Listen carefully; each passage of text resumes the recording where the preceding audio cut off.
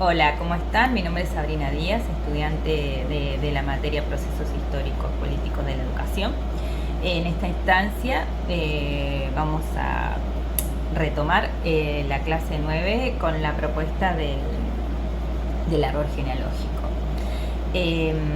Les comento así rápidamente quienes participan de este árbol genealógico, que son mis abuelos, solo paternos, quienes tuvieron la posibilidad, digo posibilidad, bueno, después explicaré, de escolarizarse entre 1930 y 1943, mis padres y tíos, quienes tuvieron la posibilidad de escolarizarse entre 1940 y 1953, mis hermanos y yo, quienes tenemos la posibilidad de escolarizarnos entre 1976 y 1983, ¿sí? Bien, abuelos paternos sin escolarizar, ¿sí? Ni primaria ni secundaria, ¿sí? Bueno, hijos directos de inmigrantes, ¿sí? Donde se priorizaba el trabajo, ¿sí? O sea, se trabajaba obligatoriamente, ¿sí? Desde niños.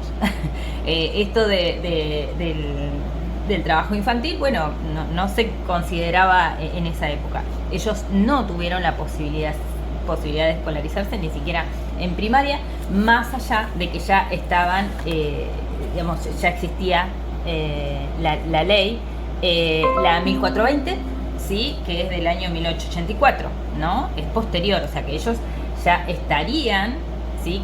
Tendrían ese derecho a escolarizarse, ¿no?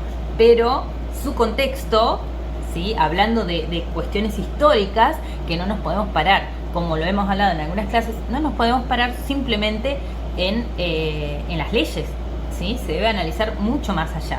¿Y cuál era su contexto? Trabajar. El laburo, también, hijos de italianos y españoles, el laburo lo primero, ¿sí? Y el que no labura es un vago, ¿sí?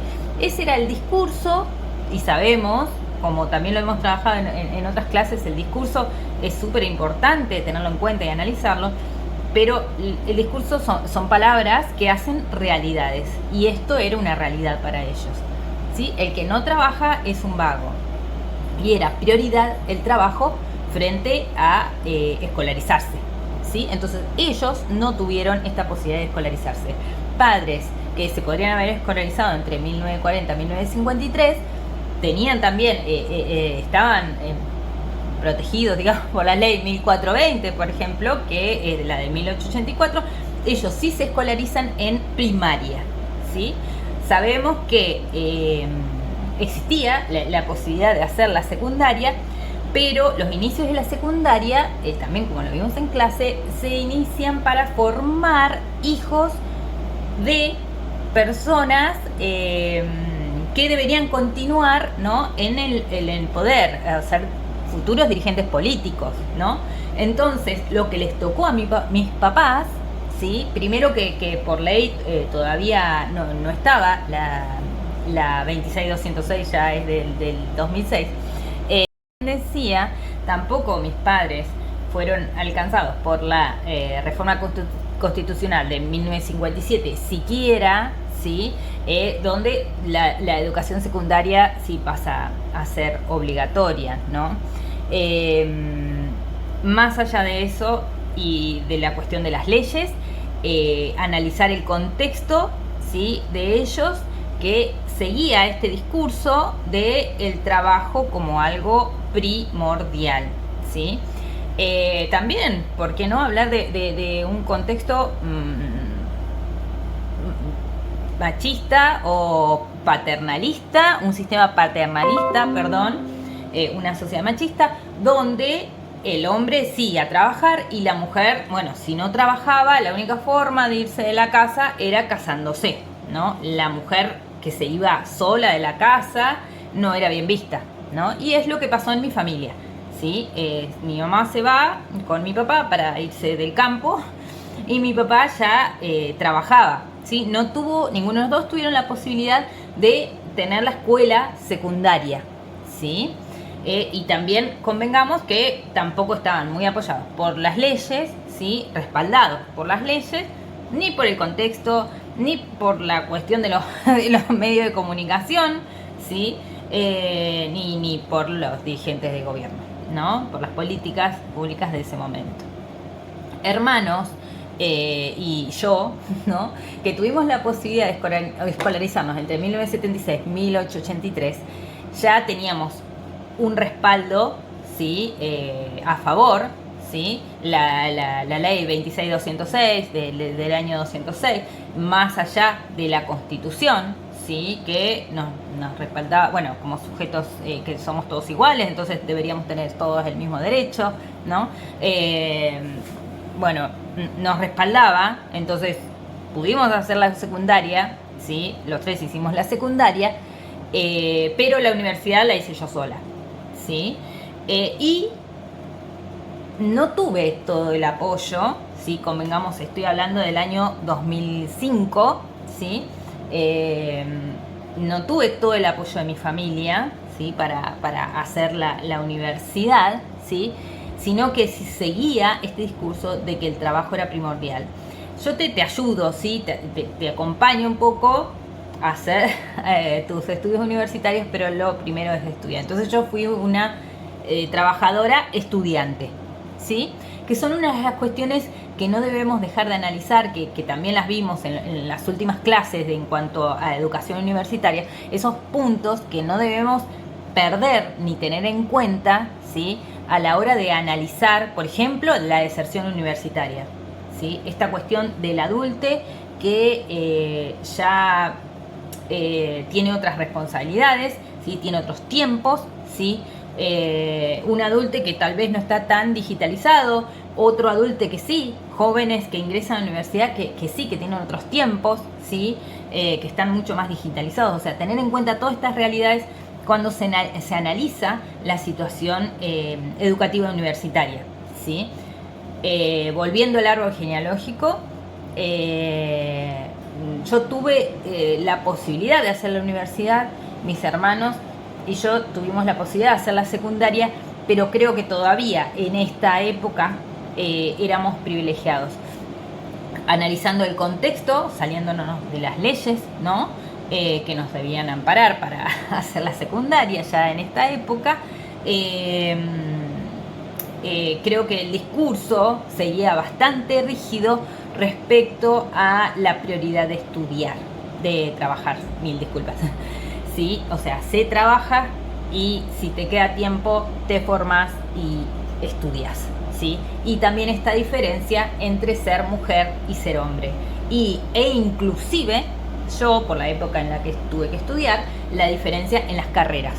O sea, contexto sociopolítico, yo no podía hacer cualquier carrera. Yo tenía la posibilidad de volcarme más a las ciencias sociales, derecho, como mucho. No podía mirar muy bien alguna carrera de, por ejemplo, de ingeniería, ¿sí? Pero estoy hablando del contexto, lo que debemos analizar en cuanto a lo histórico-político de nuestra educación, ¿no? También los contextos, ¿sí? Una de las clases, porque también referirnos un poco al cierre de toda la cursada, el trabajo integrador, que fue súper rico, ¿sí? En cuanto a esto de volver a mirarnos como docentes, como sujetos, como estudiantes, porque todas fuimos estudiantes.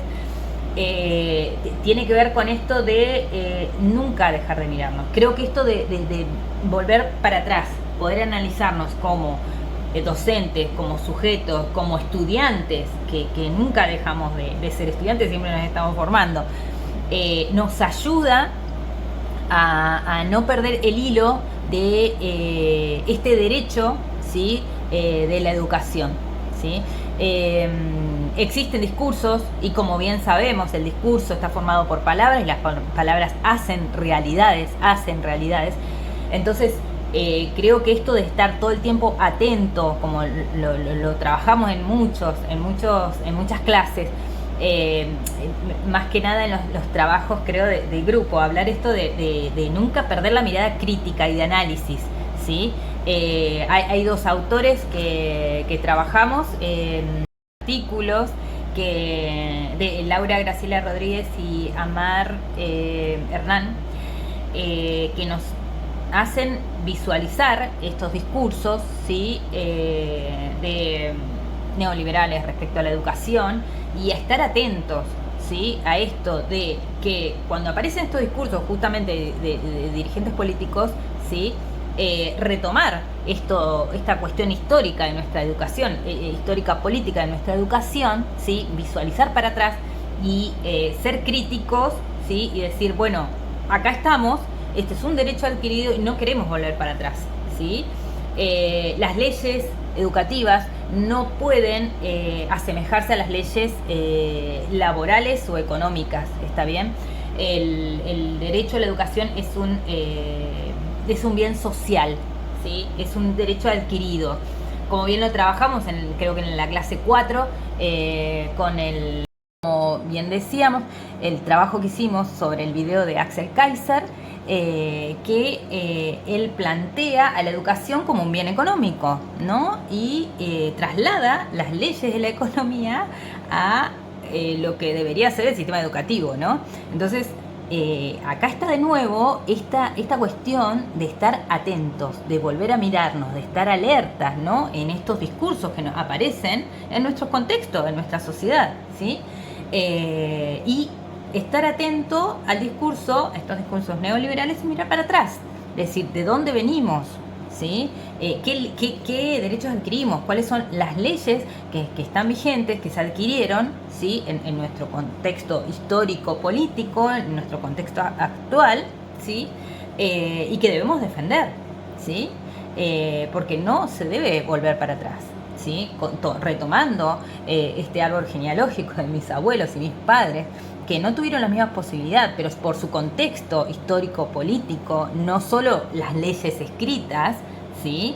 Que capaz que nos posibilitaban para estudiar, pero no tenían el apoyo, ¿sí? De su contexto. Entonces, desde ahí debemos todo el tiempo estar atentos y analizar los discursos, ¿no? Estos discursos de los medios, incluyendo los medios que suelen ser cómplices de este tipo de discursos, que en su momento, y retomando nuestra historia de la educación, en los 90, con la Carpa Blanca, la postura de muchos medios era desvalorizar, ¿sí? Toda esta lucha, ¿sí? Docente, hablar de vagos, ¿sí? Comparar al docente con un vago, no con una persona que está luchando por los derechos, no, era un vago, ¿no? Y eso era lo que se trasladaba a la sociedad y gran parte de la sociedad apoyaba, ¿sí? Esa es nuestra realidad, ¿sí? Entonces, ¿qué debemos hacer hoy? ¿Qué debemos hacer nosotros como sujetos y sociales, ¿sí? Y docentes? No dejar de tener esta mirada crítica. Creo que en toda la cursada se pudo mantener esto y también pensar hasta el sistema educativo universitario, pensar en por qué se da la deserción, ¿no? Y pensar situaciones muy puntuales y traer autores tan mágicos como Galeano en su en su libro de los abrazos, cuando habla justamente de este niño que el adulte lo acompaña a asombrarse, ¿sí? Cuando descubre el mar, ¿sí? Creo que ahí nos posiciona directamente en el rol docente, ¿sí? Que no debemos perder esto, ¿sí? Que también trabajamos en una clase esto del asombro, ¿sí? Esto de acompañar el proceso y mirar al otro, no quedarnos en la estructura, ¿sí? Del sistema educativo o de nuestros subsistemas docentes, ¿sí? Sino considerar al otro, ¿sí? Al otro que es la persona esta que está formándose, ¿no? Y que nosotros, como docentes, deberíamos acompañar en este proceso, ¿sí? Con nuestras historias transportadas, porque también estuvimos en esa situación de estudiantes, ¿no?